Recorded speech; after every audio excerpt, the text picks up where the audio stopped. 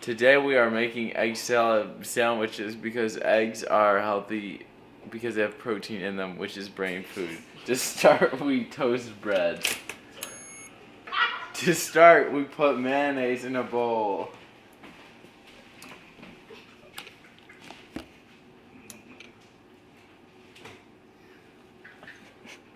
Add your eggs and your salt and pepper.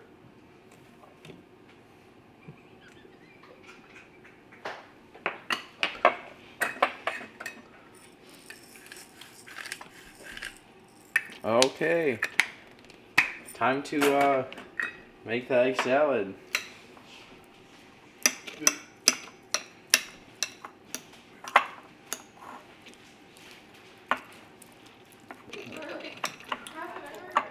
Alrighty, almost done. Just get that last all mixed together nice and good, nice and yummy.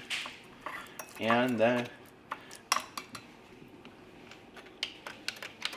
get your toast. Just get it all up on there.